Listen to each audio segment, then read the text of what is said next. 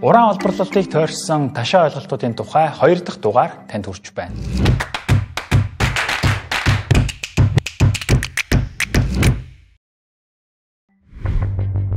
Аргумент 4.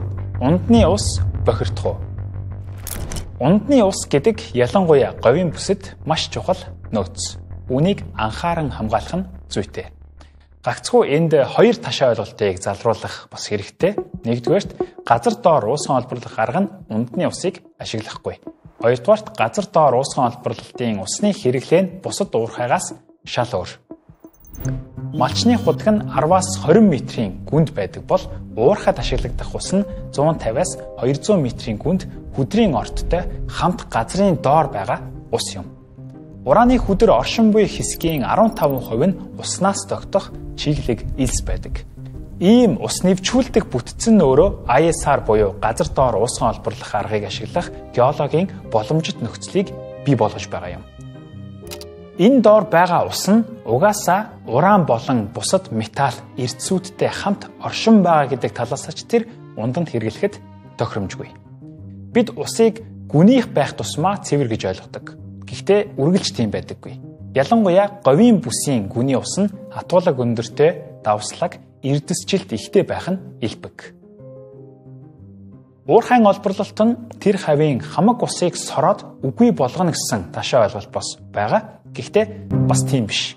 Яг ямар процесс болох вэ гэдгийг маш энгийнээр тайлбарлая гэвэл эхлээд хүдрийн бит орчмын усыг нь соруулж авна. Дараа нь хүчлэлэг уусмал болгоод буцаагаад шахна. Тэрхүү уусмал нь ураныг уусгаад өөртөө шингээнгүүт нь буцааж соруулаад газрын гадрах дээр гаргаж ирсний дараа үйлдвэрт ураныг нь ялгаж аваад ашигласан нөгөө усаа яах вэ гэхээр эргүүлээд дахиад ашиглана. Энэ циклэл зогсолтгүй үргэлжлэх юм. Тэгэхээр нэг усаал ер нь бол дахин ашиглаж байгаа гэсэн үг. Ураныг шингэн төлөвт оруулан соруулж олборлох үйл явц нь битүү циклээр явах тул бусад уламжлалт уурхайгаас дунджаар 5 дахин бага ус зарцуулагддаг. Одоогоор уран олборлолтын 70% нь газар доор уусган олборлох аргаар хийгдэж байна. Энэ арга 50 жилийн түүхтэй туршлагатай. Анх удаа манайд турших гээд байгаа зүйл биш. Уран олборлолтоор тэргүүлэгч 10 орон үүнийг маш амжилттай ашиглаж байгаа. Харин энэ хугацаанд уурхайн үйл ажиллагаа эргэн тойрны ундны усыг бохирдуулсан гэх нэг ширхэгч тохиолдол бүртгэгдээгүй гэдгийг онцлох нь зүйтэй байх. 50 жилийн хугацаанд 10 улсад шүү. Харин манайд жинхэнэ олборлолт хараахан эхлээгүй байгаа. Туршилтын олборлолт хийгдсэн. Энэ үеэр төслийн талбайн хурдас чулуулгын гүнд суйрлуулсан хяналтын цооногудаас дээж авч мөн энэхүү талбайн ойролцоох худгуудын 18-т нь шинжилгээ хийхэд асуудал гараагүй. Тэгэхээр эхлээгүй байгаа уурхайн үйл ажиллагаа тухайн бүс нутгийн ундны усыг нэгэнт бохирдуулж байна гэдэг яриа бол зүгээр л яриа суурхал ташаа ойлголт юм а. Мэдээж говийн бүсэд ус гэдэг маш чухал үн цэнтэй нөөц. Бид үүнийг хайрлан хамгаалж, хянаж, шинжлэх хэрэгтэй. Анхаарал зохих, анхаарах ёстой асуудал өнөөс мөн. Аргумент 5. Илүүдэл шингэний сан ямар учиртай вэ? За, туршилтын үйлдвэрийн хашаанд байгаа энэхүү илүүдэл шингэний санг хүмүүс хаягдлын цэг гэж буруу ойлгож байгаа бололтой. Тийм биш. Үйлдвэрлэлийн процесс битүү эргэлтээр ажилладаг гэдгийг сая тайлбарласан да. Энэ илүүдэл шингэний сан ямар учиртай вэ гэхээр хэрэв бороо орвол тэр хавийн гадаргуу нь борооны усаар зайлагдаад энэ санд ирж төвлөрөх зохион байгуулалттай. Эсвэл магадгүй үйлдвэр дотор цэвэрлэгээ хийх шаардлага гараад усаа зайлуулах хэрэг болвол ийшээ урсаж орж ирнэ гэсэн үг. Дараа нь энэ илүүдэл шингэний сан дах усыг шүүгээд хэрэв уран байвал тэрийг нь ялгаж аваад цэвэрлээд дахин ашиглах зориулалттай. Ер нь бол боловсруулах үйлдвэрт заавал байх ёстой стандарт байгууламж юм а. Аргумент 6. Цөмийн хаягдал булшлагдана гэж үнэн үү? Зарим нэг улсын их хурлын гишүүн жил болгон 750 тонн маш хортой, аюултай нэмээд 600 дээр нэмэх нь 200 буюу нийт 800 тонн цацраг итвэх тог хаягдал буюу нийт 1600 тонн хаягдал гарна хэмээн хаягдлын нэршлиг нь ч тэр, тоог нь ч тэр баггүй говьулсан буюу ташаа ойлголт төрүүлэх үс мэдээллийг олон нийтэд түгээсэн байна. Энд залруулах хийцгээе. Үйлдвэрийн тэзүүг харах юм бол нийт хаягдал жилд дунджаар 1435 тонн гэж байгаа. Гэхдээ эдгээрийн ангиллал, нэршил, мөн задаргааг нь нарийн харах хэрэгтэй. 3 төрлийн хог хаягдал байгаа. Хамгийн их буюу 890 тонн нь энгийн хог хаягдал. Энгийн хог хаягдал гэдэг нь энгийн хог хаягдал гэсэн үг. Жирийн нэг хүн жилд дунджаар 0.5-аас 1 тонн хаягдал ялгаруулдаг. Тэгэхээр ойролцоогоор 800 хүн ажиллах үйлдвэрийн хээрийн кемпийг татвал 400-аас 800 тонн хог хаягдал зөвхөн ажилчдын суур хэрэглэнээс гарах нь. Бүр нарийн задаргаан дээрээс нь яг ямар хог хаягдал гарах вэ гэдгийг дэлгэрэнгүй харж болно. Аюултай хог хаягдал гэдэг нь ихэвчлэн техникийн хог хаягдлууд байдаг. Үүнд цахилгаан хэрэгсэл, батарей, ашигласан тос, дугуй, урвалжийн сав, бохирдсон алчуур, эмнэлгийн хаягдал, бохир усны цэвэршүүлэлтийн лаг гэх мэт хаягдлууд багтдаг. Эдгээр хог хаягдлын 70%-ийг нь дахин боловсруулах боломжтой. Бага цацраг идэвхт хаягдал гэдэг нь байгалийн ураантай ямар нэгэн байдлаар хүрэлцсэн зүйлсийг хэлнэ. Жишээлбэл эрдэсчсэн шавар, дээжний сав, ажилчдын хувцас хэрэгсэл, тоног төхөөрөмж, хуванцар хоолой, бохирдсон алчуур гэх мэт. Эдгээрийн цацрагийн идэвхжил нь маш бага учраас баг гэдэг нэршил өгч байгаа юм. Угтаа цацраг идэвхт хаягдлыг олон улсын атомын энергийн агентлагийн стандартын дагуу 6 ангилдаг. Энэ ангиллын дагуу бол уг нь маш бага гэдэг ангилалд орж байгаа. Гэхдээ тэзүүдээр нь ерөнхий нэршлийг ашиглаж бага гэж нэрийдсэн ч стандартын хувьд маш бага цацраг идэвхт хаягдал гэсэн ангилалд ихэнх нь багтахыг тодотох нь зүйтэй. Зөөвч аваа дээр зөвхөн байгалийн ураантай харилцсан эд зүйлсийг л байгалийн гаралтай цацрагаар бохирдсон гэж үзэх ба үнэн дээр тэрхүү цацрагийн идэвхжил нь бас тийм ч өндөр биш юм. Тэдгээрээс хэд дахин өндөр тунтай цацрагийн үүсгүүрүүд, эмнэлгийн байгууллагууд болон уулуурхайн хэмжилтийн технологиудад өргөн ашиглагддаг. Тэгвэл тэдгээрийг хаашаа авчиж, яаж зохицуулж байгаа вэ гэдгийг хүмүүс төдийлөн мэддэггүй. Учир нь тэр мэдээлэл нууц байдаг. Харин зөөвч овоогийн хувьд хаягдлын менежмент холбоотой мэдээлэл нь нээлттэй байгаа. Олон улсын стандартын дагуу бүх хаягдлыг зохих журмын дагуу хадгалах ба нэг иймэрхүү байгууламж баригдах юм байна. Энд бүх бага цацраг идэвхт хаягдлыг цуглуулж хадгална. Бид булшлах процесс гэдгийг нэлээд буруу ойлгодог. Учир нь энэ нэршилтэй холбоотой ташаа ойлголтын үр олон жилийн өмнө таригдсан байна. 10-аад жилийн өмнө Японы нэгэн сэтгүүлдээр Монгол улс цөмийн хаягдал булшлах сонирхолтой байна гэдэг мэдээ гарснаас хойш энэ зурхал баггүй газар авчээ. Гэтэл манай улс үүнтэй холбоотой ямар ч албан ёсны хэлэлцээр хийж байсан удаагүй бөгөөд энэ бол худал мэдээлэл гэдгийг ч илэрхийлсэн. Гэхдээ ташаа ойлголт цуу яриа нь үлдчихсэн. Тэгэд өнөөдрийн хүртэл вирус шиг дарахсаар өргөн хүрээг амарчээ. Тэрнээс биш манайх ураана зарангууд тэрийг авсан газар нь баяжуулаад түлш болгоод түүнийг ашиглаад буцаагаад цөмийн хаягдлыг нь Монгол руу явуулаад тэрийг нь бид нар хариуцна гэдэг үлгэр шиг цуу яриа байгаа.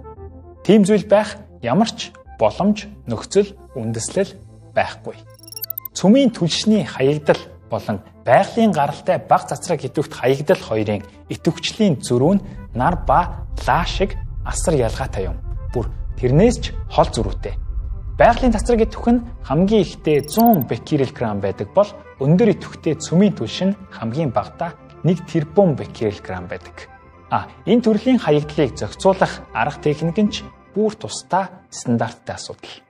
Түрүүнд хэлсэнчлэн цацраг идэвхт хаягдлын 6 өөр ангиллал байдаг ба зохицуулалт буюу менежментүүд нь ч бас тусдаа ялгаатай.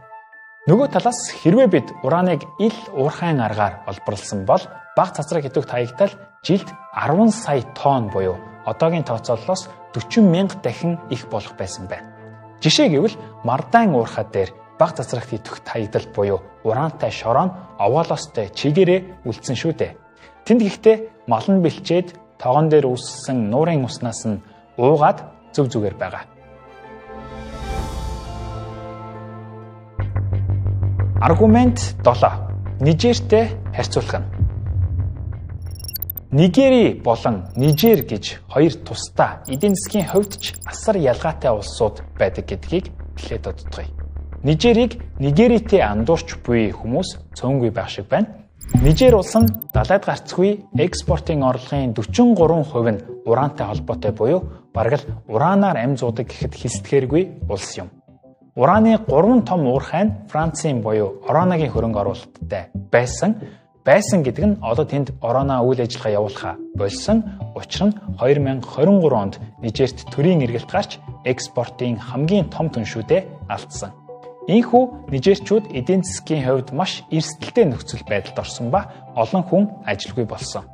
Нижер дэх энэ тогтворгүй байдлын цаана аль улс дэмжигчээр оролцож байгаа вэ гэдгийг үзэгч та өөрөө нэг судлаад үзээрэй. Маш сонирхолтой хариултыг олно гэж найдаж байна. Ямар тач Ороно Нижерийг сүйрүүлээд хөөгдөж гарсан гэдэг ойлголт бол ташаа юм. Учир нь Нижерийн ураны олборлолт нь ил болон гүнийн уурхайн аргаар явагддаг байсан учраас мэдээж экологийн болон ажлын байрны аюулгүй байдлын стандартын асуудлууд хөндөгдөж байсан. Гэхдээ Ороно Group бүх салбаруудаа нэг ижил хүрээлэн буй орчин аюулгүй ажиллагааны стандартыг мөрдүүлдэг гэж байгаа. Нижерт байна уу, Канадад байна уу, Казахстанд байна уу ялгаагүй бүгдд нь ижил стандартыг мөрдүүлэхийг зорьдог. Энэ стандартаа мөрдөж байгаа эсхийг нь өөр орны буюу жишээлбэл Скандинавын орнуудын эрчим хүчний компаниуд хянан баталгаажуулдаг байна. Гэхдээ мэдээж улс орон бүрийн төсөлд оролцох нөхцлүүд нь харилцан тохиролцсон хувь эзэмшлээрээ ялгаатай байж болно шүү дээ. Мөн олборлолтоос олсон орлогоо тухайн улс өөрсдийн хөгжлийнхөө төлөө хэрхэн яаж зарцуулж байгаа нь бас ялгаатай байж болно. Буюу жишээ нь бидний нөхцөлд бид энэ төслөөс олсон орлогоо юунд хэрхэн үр ашигтай зарцуулах вэ гэдэг нь бидний асуудал, бидний сонголт юм. Монгол Улсын засгийн газартай байгуулсан хөрөнгө оруулалтын гэрээг салбарын мэргэжилтнүүд бол маш амжилттай жишг гэрээ болсон гэж дүгнэж байгаа. Олон улсад анх удаа хөрөнгө оруулалтын гэрээг нээлттэйгээр байршуулсан. Та хүсвэл интернетээс хайгаад олж унших боломжтой. Линкийг нь тайлбар хэсэгт үлдээх. Та өөрөө танилцаарай.